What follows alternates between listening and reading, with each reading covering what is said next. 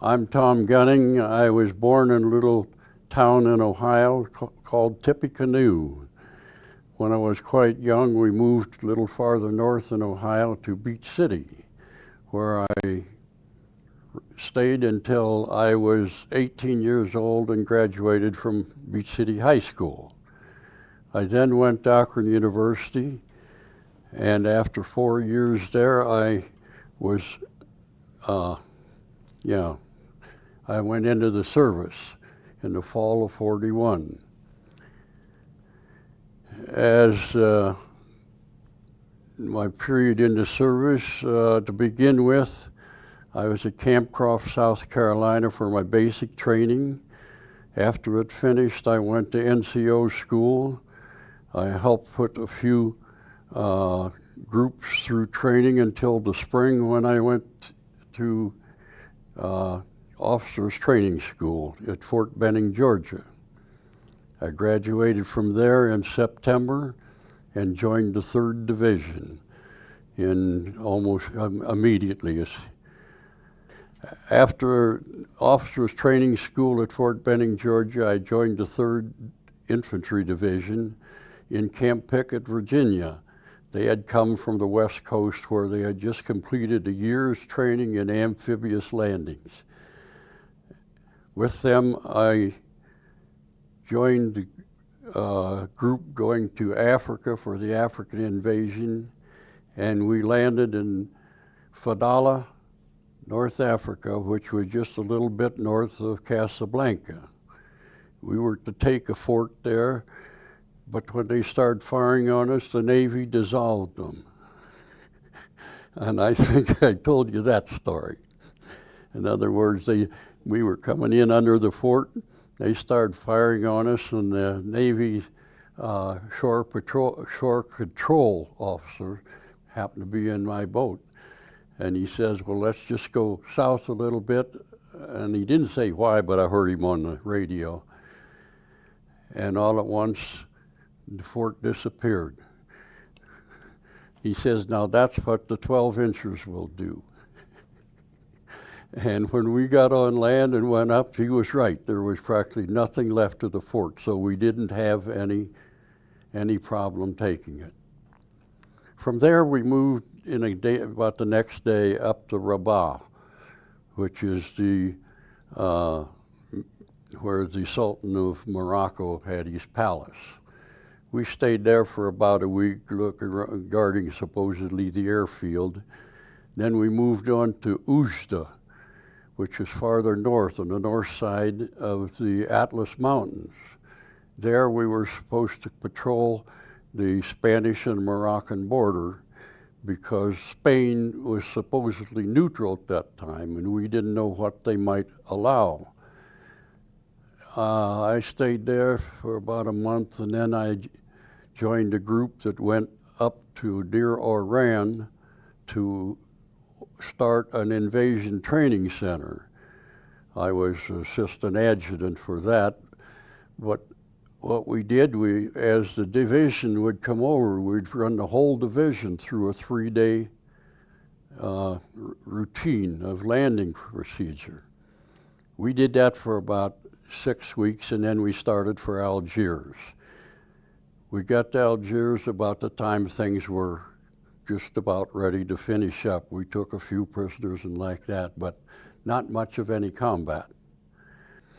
Of course, old Patton lost most of his 2nd Cavalry Division to Rommel there in Algiers, which most people never hear about. They didn't have that in his movie.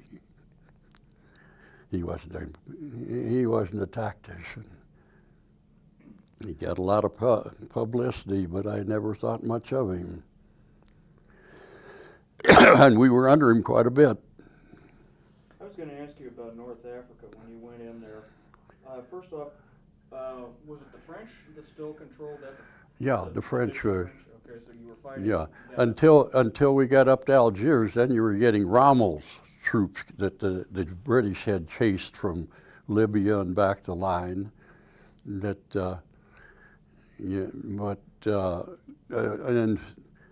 I'm sure in the fortresses and like that we ran into, They were almost all French.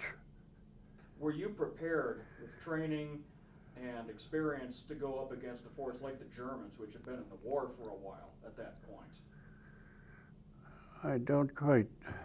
Get somebody get closer to him and ask him a question. I think what he wants to know, Tom, when you first encountered some serious German resistance, had you been trained well enough to know what to do, what to expect, and how to handle yourself? Well, I don't know that you're trained to expect any particular thing. You expect practically the same from anybody you run into. They're going to shoot at you and you're going to shoot at them. Artillery, air, rifle, or whatever. That you're not trained for one specific type of individual. Now, I will say that the Italians weren't the greatest fighters. The French were pretty good. And the Germans, of course, were the best, if you take them in that order. But we were never set up for any one type because they didn't vary that much. After that, we went back to Lac Bizerti, which was just an inland extension of the Mediterranean, and we trained for about 3 weeks. Follow that, we landed in Sicily, and on the morning of whatever it was, I can't remember dates, but when the regular Sicilian landing came. Now for that, we had already had aerial photographs and even had them interpreted for us. So we knew just about what we were going to run into. And when we got almost to the shore, well, we did pull up on the beach enough that luckily we didn't ground the landing craft, and the machine gun was hitting the front of our ramp, which is a steel ramp on these landing craft. And the boatswain was smart enough, he says, oh, just a minute and we'll not drop this thing. We'll move down the coast a little bit, which he did. When he dropped at that time, there was no fire in our front. We moved out onto the beach, and then we came to the barbed wire, which we knew was there from the aerial photos. And we had 2 Bangalore torpedoes for each platoon. So we had 2, and they were to blow the barbed wire, if anybody knows what that is. In other words, a Bangalore torpedo was about a 7-foot, like a piece of pipe. It was loaded with, I think, taconite. That's an explosive. And we shoved those under the barbed wire, and they would actually cut the barbed wire with the explosion and clear it up. So one of our men that was carrying those, he got hit, and so he was no good for it. My platoon sergeant and I had discussed possibilities of what to do other than just a frontal assault. And so I got down to him and I said, well, I'm going to try it. You put yours under the wire and you set it off yourself. But I said, don't do it until 10 seconds after I blow mine, because I want to be able to be sure that I can get through that barbed wire. And so we did both those things, and I was able to get through the barbed wire and beyond their line of machine gun fire without being hit. And so I was almost to the rear of, in other words, they could fire about 180 degree in front of them. I got beyond that point, and so I was pretty safe to sneak up on the machine gun emplacement. And I tossed a grenade, a concussion grenade, not the regular kind, in the back of their emplacement. That stopped all firing. And of course we had one other emplacement to take care of, and so I had each one of our squads to position in. One went to the rear, one went to the side, and one started firing at them from the front. of this other emplacement. So it wasn't much problem taking it. We took it, moved on up over the dunes, and that ended that day. About 2 days later, we headed for Palermo, which was straight north of us. Yeah, now you ask about the Silver Star in more detail.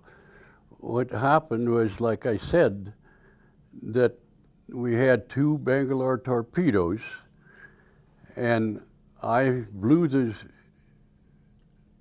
the barbed wire where I wanted to go through. And then my sergeant blew the barbed wire almost in front of the machine gun nest. Both times we hoped that would blind the people because it put out an awful lot of flame. And when his went off, I had already checked the barbed wire in front of me, and I had it wide open. When his went off, I started running to get back of the machine gun nest's line of fire. Why they had these machine gun nests stuck out on the beach, I don't know. They could have had them back in the bank because there was quite a bank right behind them. But they didn't, so that gave me a chance to get in to the rear of this machine gun nest and out of the line of fire. And when I was able to do that, I thought, well, I'm going to be able to throw or push one of these grenades through the gun port. But I didn't have to do that. I got around back and I saw that there was an opening in the back of their bunker. So I got up close enough and I could throw my concussion grenade that I had left. I'd only had 3 of them to begin with, right in the back entrance. And of course, that concussion eliminated everything in the machine gun nest. As doing that, they later heard the story and they said, well, you saved an awful lot of men in your platoon. You should get the Silver Star or a medal. That's the way this guy said it. And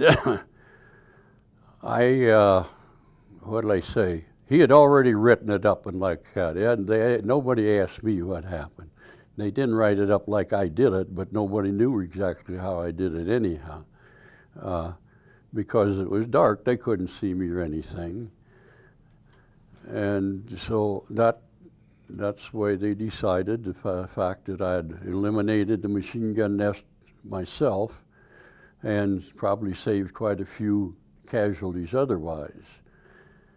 And Palermo was no problem. The Germans agreed to not battle for it because they didn't want to ruin the city. They pulled out and started east along the North Coastal Road, and then we started following them. Patton didn't think we were moving fast enough, so we took one battalion, our battalion, and made a landing at night, theoretically behind the German lines. But the first time we only hit the front of their lines and didn't accomplish very much because they just pulled back a little and let us go. But he wasn't satisfied with using somebody else, so 48 hours later, we attempted the same thing with our same battalion.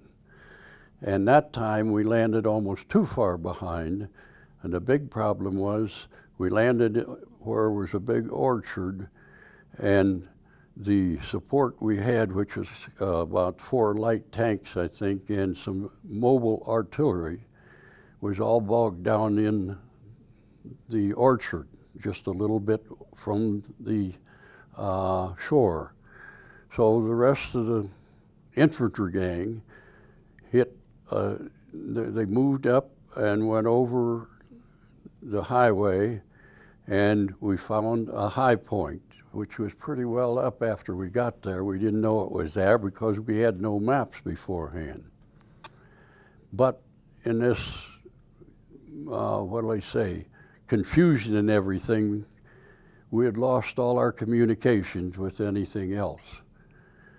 So we sat there and dug in for the day, and that evening, or before evening, the battalion commander called me to his, not tent or anything, to where he was holed up, and asked if I thought I could get through the lines, which we didn't even know there were any. We didn't know what there was between us and our own troops, but he wanted to get some word back to our own troops where we were and our location. And he asked me if I thought I could do that. And I said, yeah, if you give me 2 or 3 good men, I'll make an effort to do it. Because I'd been watching all day, and you could see across this valley that there wasn't no activity down there. I didn't anticipate any until I hit the top of the rim of the valley.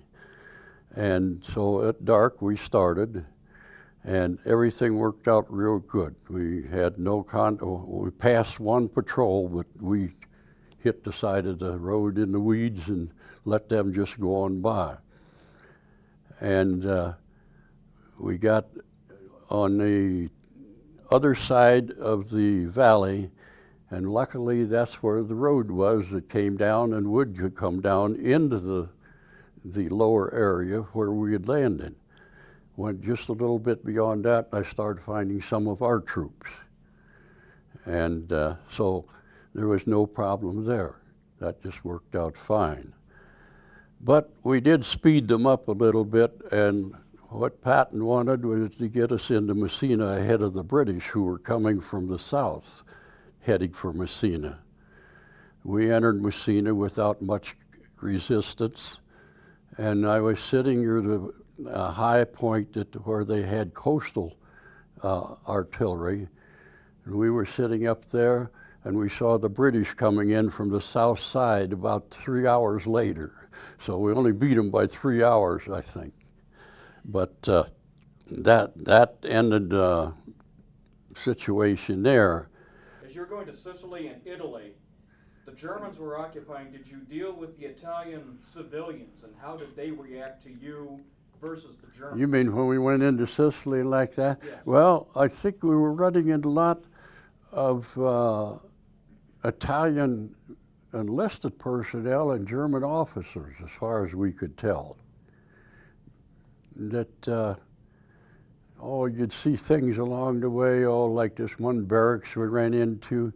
It looked like it had been an officer's barracks. Well, this was just off the beach in Sicily there.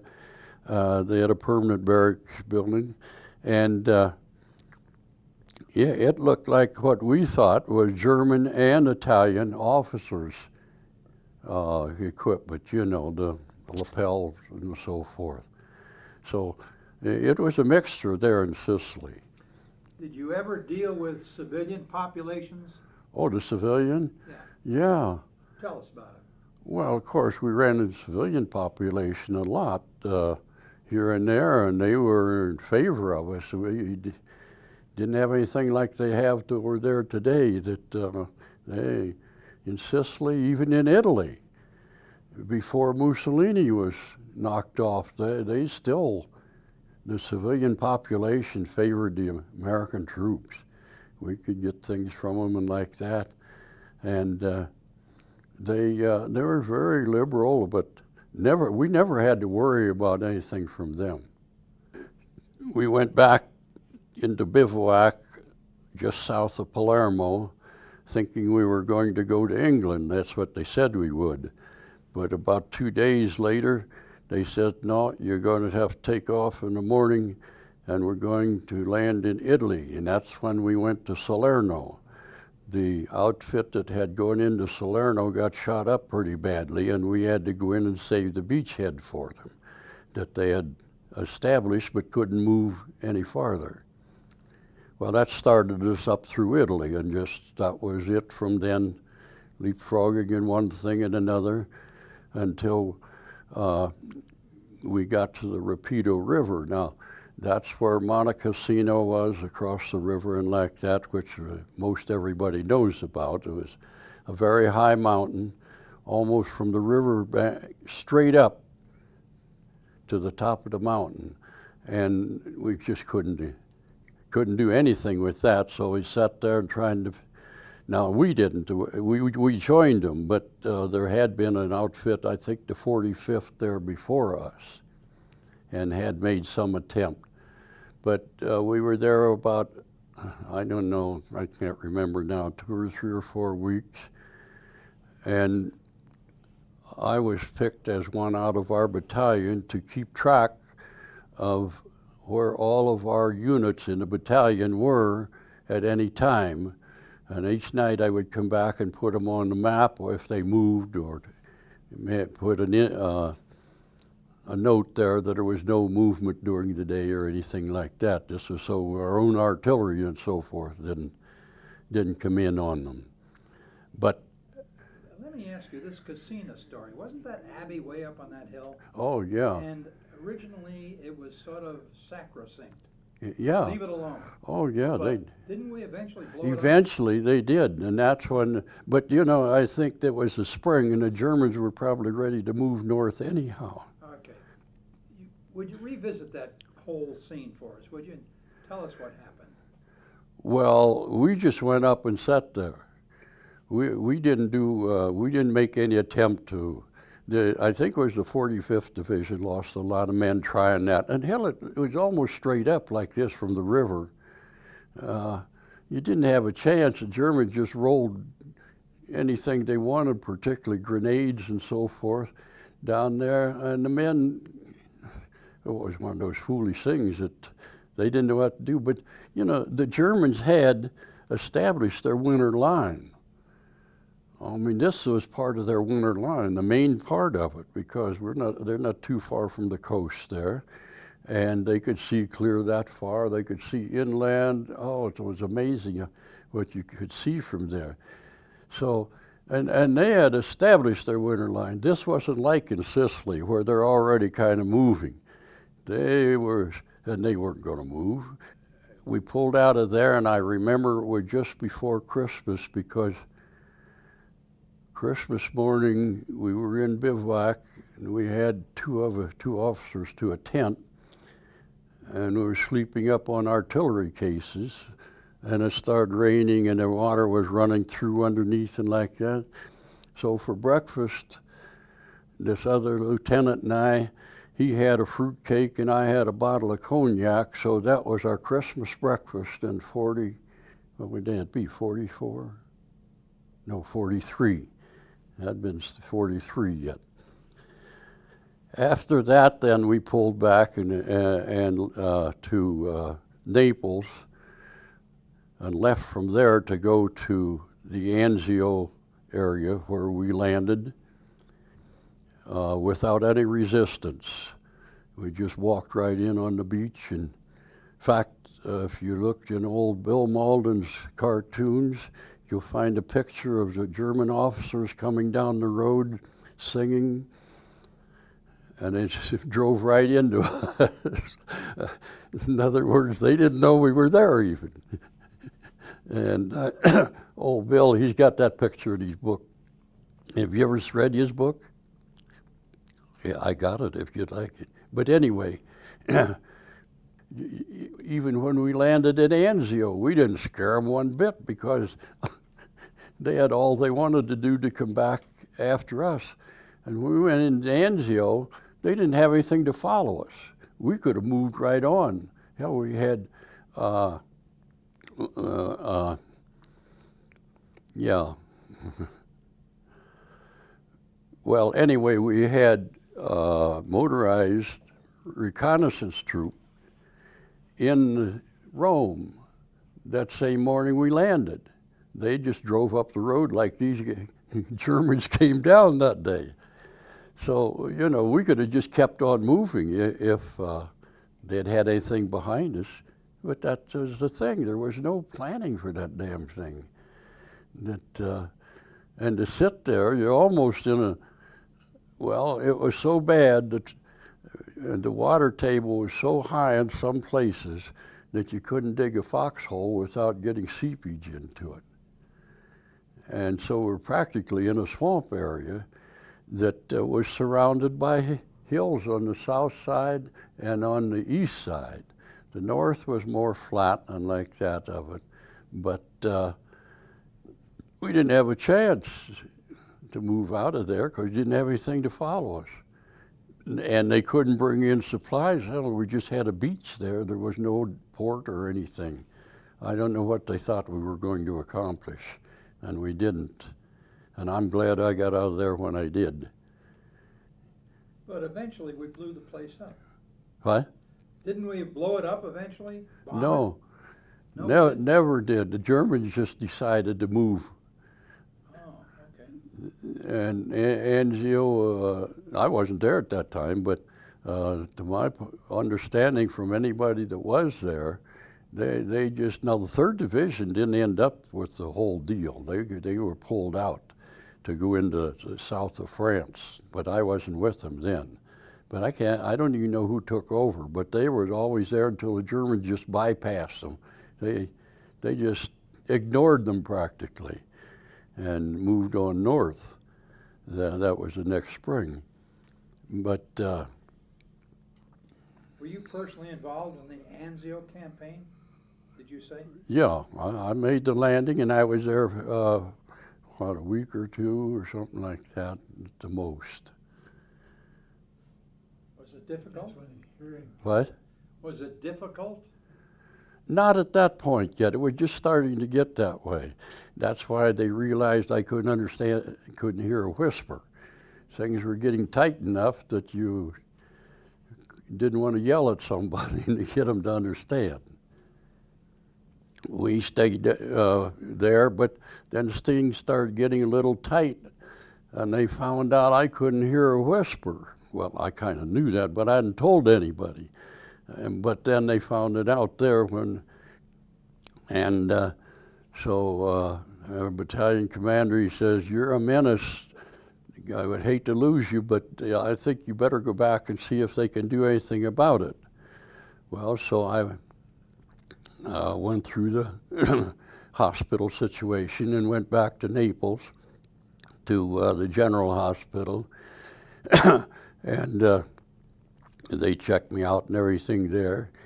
And the doctor there, after he checked out my hearing, he said, "I'm not going to let you go back up there. You'd be a menace." And I says, "Well, they already told me that." My battalion commander had already told me I was a menace. Okay, I'm not sure we understood how, when, or where you lost your hearing. Well, like I said, it was a couple different concussions. One, I don't know where we were at the time. We were, say, in the Naples area or something. See, we never went into Naples. They never shot. That's why Naples never had any problem as far as any fighting. But we were probably in the Naples area when this one hit the limb by me.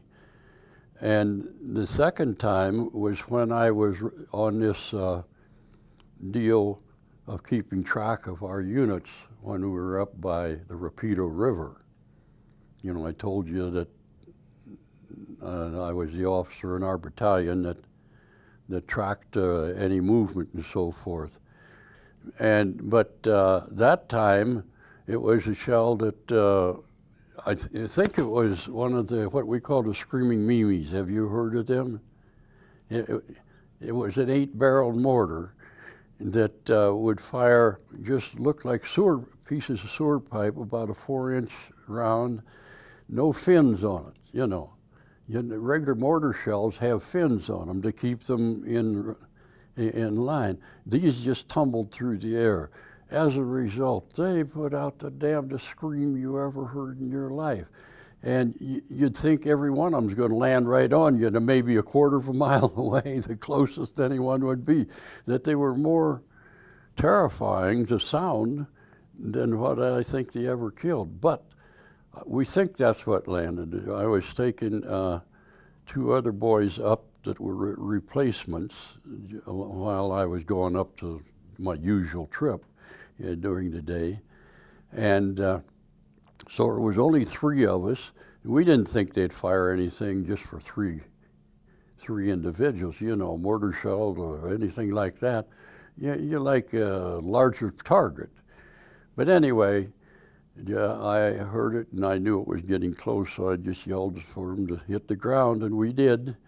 And one of the other boys was killed, and the other one and I were not even touched. When these hit the ground, they didn't spread like anti-personnel shell would. They kind of went this way. And the sections of the pipe would come out in great big chunks instead of a lot of little pieces like an anti-personnel shell would do. So that's why we escaped having that one that close. So, but both these times, I'd lost my hearing completely for a number of hours. The first time, probably 8 or 10 hours. Next time, it was the next day before I got it back. You were wounded several times of shrapnel? Well, the first time I went to the aid station was, I can't remember when it was now, but I had something in my kneecap, and it was bothering me. And when we got there, I went to get it out. It was nothing but about the size of the lead in a lead pencil, but it was embedded in my kneecap enough that we had to pull mighty hard with a good strong forceps to get it out. They daubed it a little bit, and I went back to my outfit. But when I was going out, they said, well, do you want to take your Purple Heart with you? And I said, I don't want no Purple Heart for that. I thought they were kidding, but they weren't, I guess. I can't remember where or when it was now, but anyway, the first time I'd ever gone to the aid station was when I had a little piece of something in my knee and I couldn't get it out.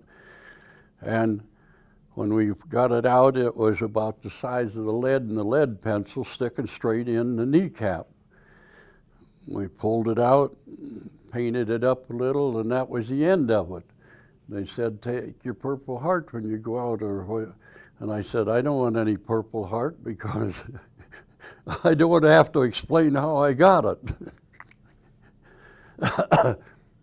Now, one other time, I don't know what it was, you don't know how you get these things, but anyway, my cheek was all boogered up. And I went to the aid station to get it cleaned up. There was some like gravel and like that in there. And they picked out a few things and like that. Cheek. Yeah, from where they were cleaning up, they cleaned up my cheek and picked a few things out of there like little stones, but didn't know what they were. And painted it up and put a patch on it. And a few days later, it wasn't healed up. But I had that for a long time, a few little scars there, and I had a ridge that went along like this. And, but I wouldn't take a Purple Heart for that time. And today I don't even have a ridge because, about 5 or 6 years later anyway, I think I was already out of college, I caught my razor on something here. And I fooled around with it, and I went to the mirror and I could see something, so I got a pair of tweezers or forceps and pulled it out, and it was a little strip of plastic of some kind, probably an inch long. And from then on, I didn't have that ridge anymore. So I wouldn't have had any scar to show if I'd have taken that Purple Heart. I was just plain lucky, the whole way through.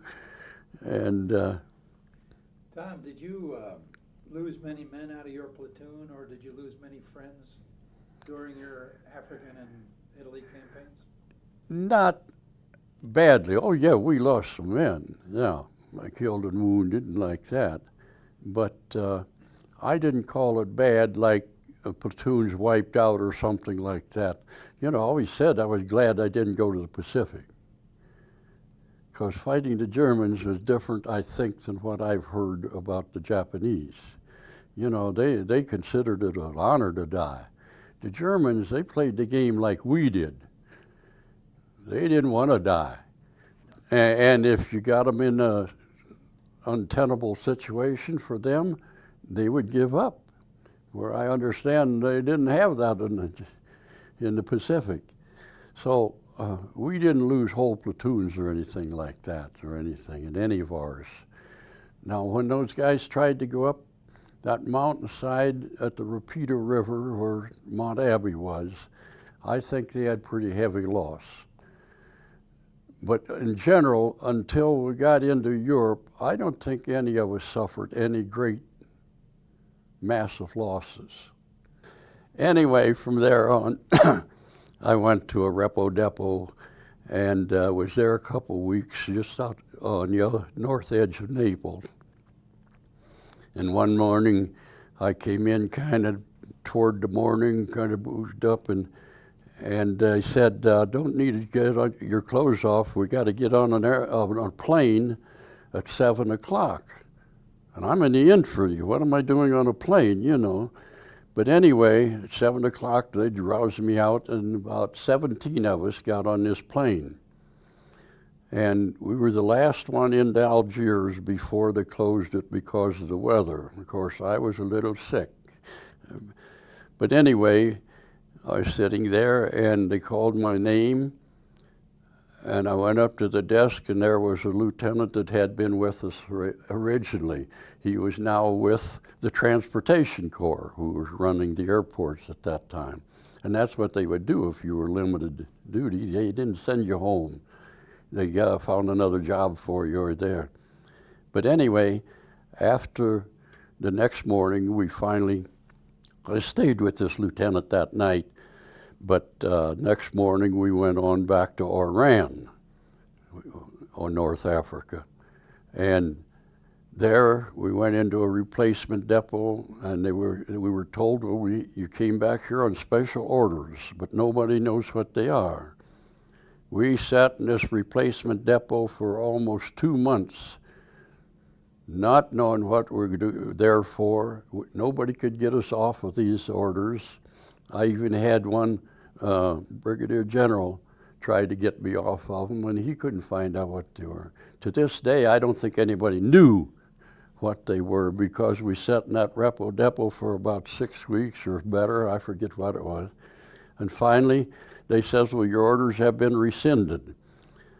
And they had just sent over I think they were out of Oklahoma anyway, a cavalry unit, and they weren't very well trained, so they were going to break them up into battalion laborers, port battalion laborers and truck drivers, which they did.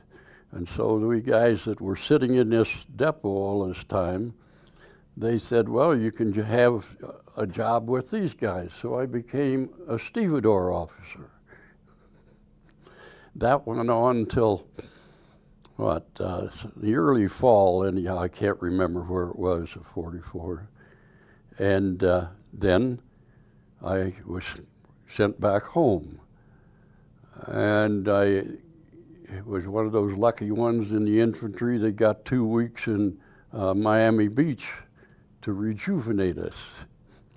And it was a nice time. And when we left, they sent me a bill for 48 cents. And I said, what's that for? And they said, well, that's for your wife. She had been with me all this time. And that's just a joke that didn't say what for, but I owed them 48 cents. After 2 weeks of them putting us up in a nice hotel and everything, all kind of entertainment.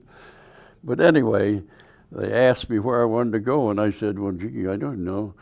I never had anybody ask me in the Army where I wanted to go. It was just, you go. But I said, okay, I came from Camp Croft, South Carolina as a beginning. How can I go back there? And this sergeant said, sure, I'll see what I can do. So the next morning he called and said, yep, I got your orders ready, just pick them up. So I went back to Camp Croft, which is a training center. Like I say, I had gotten my first basic training there. And I was there a little while. I can't remember how long it was. And I'm still a first lieutenant, and they wanted me to take over a company. And I said, I don't want a company. I don't want that responsibility. And I know at this stage of the game, you got so many captains out there, I'd never get mine. They said, well, would you try it? So I became a company commander for about 2 weeks, and they got somebody else finally came in. And then they said, well, you can't stay here or it looks bad. And where do you want to go? And I said, I don't care, it's just so it's warm country. So they sent me to Camp Blanding in Florida. That was an old National Guard training center. And it wasn't the greatest, but I got there and I became assistant to the regimental plans and training officer. Well, that was a pretty rough job because he didn't have much to do to begin with, so I'm his assistant doing practically nothing, which was fine with me. I could go fishing. I'd leave in the middle of the afternoon, you know, most days.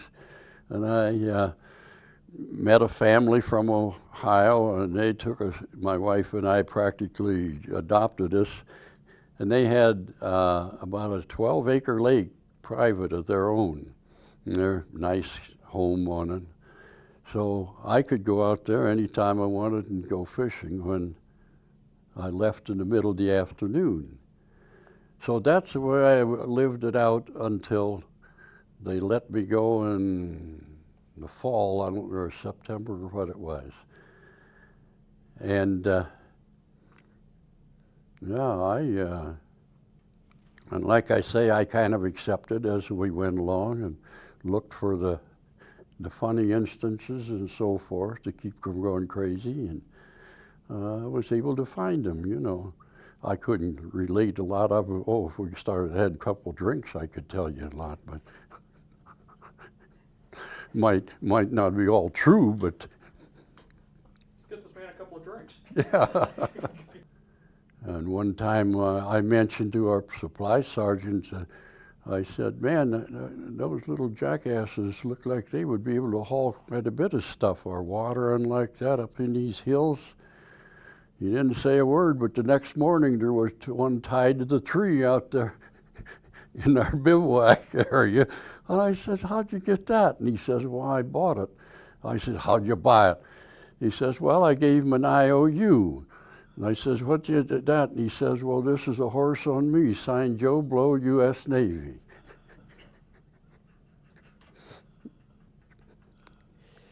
You're kidding. No, I'm not. That actually happened. That's the American ingenuity. isn't Yeah, it? that's what I mean. That's just the way Oh, to, that's that's funny. why we got along like we did. Now, you see, I'm glad he asked that question. We've never heard that story. He hadn't asked that. Mm. Did you feel like you were trained enough to do what you were asked to do? Yeah, I think we were. That's the only reason we won the war. We were well trained, and you had men that could think for themselves. Our equipment was inferior to the Germans. Why? Well, the Germans had been making it a lot longer. We were using some of the First World War equipment yet, and we hadn't stockpiled or anything at that time. I mean, these poor boys, when I was lucky enough to be on this deal where I was back at regimental headquarters every night, they were up there in the mountains and they didn't have mountain equipment. One big beef we had was that the guys back in Naples, in the rear echelon, was wearing the winter stuff that they should have been up there in the mountains. And you know, that's happened many times. The real equipment didn't get where it was supposed to. You've heard that a lot of times. And that was one example of it. But we, I don't know, it was just the men we had that won the war. It wasn't the equipment necessarily. I had, I think, 90 days accrued leave coming, so I went down to Ohio State and entered, applied for veterinary school, but you don't know until the next fall whether you're going to make it. So I took some courses during the winter and like that. But then during the summer, On my second interview, they had personal interviews with some of the board and like that. They says, well, you're in. So I was set, and that's where I went for the next 4 years, and I got my veterinary degree then. I didn't exactly take it as a joke, but I found a lot of things to, what do they say, have fun with or laugh at in my period in the service. And I had one other lieutenant was the same way, and we just went through with practically nothing. In fact, or you want this, but in fact, he stayed in Germany with the occupation forces, and he had been a first lieutenant like I. The last I saw him, when he finally came home, he was a major. And he came into New York, bought a brand new car, started for California, which was his home. Somewhere along the line, they had a bad accident, and he never walked afterward. Now, if that is an irony, I don't know. Did you ever get together with the other lieutenants? Never did. I never found out what happened to him after. In fact, this, as far as his accident, I heard about it a number of years later. Yeah, I'm bad that way. I never keep a lot of contact with people in the past. I don't know why. Very few, or 3 or 4 of them sent Christmas cards and like that too for a few years, but I never attended one of our get-togethers or anything like that. After all said and done, Tom, do you have any reflections on your service experience in World War II that you'd like to share with us? Oh, I don't know particularly how you mean that. Are you glad you served? I'm glad I got, I wouldn't give it up for anything, but of course you don't want to do it again. I mean, as lucky as I was, it was a great experience. When I'm through with something, I'm through with it.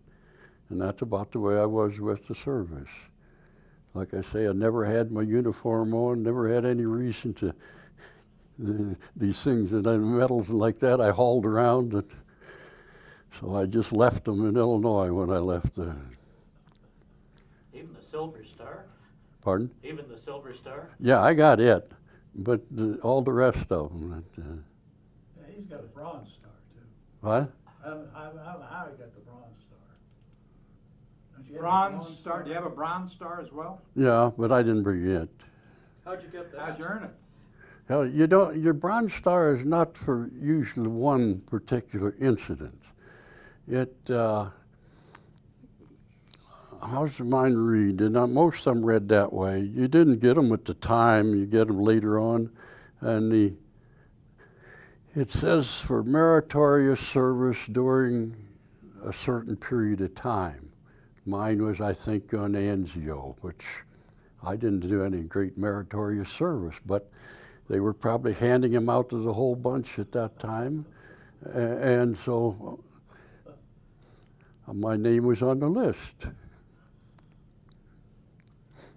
Well, you're the second person that we've interviewed today that doesn't know why they have a Bronze Star, but they have it. Yeah.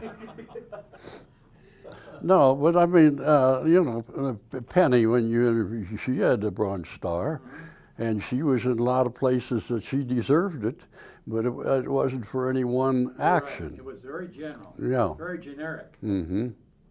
Well, Tom, thank you ever so much. Yeah. You've made a great interview. We're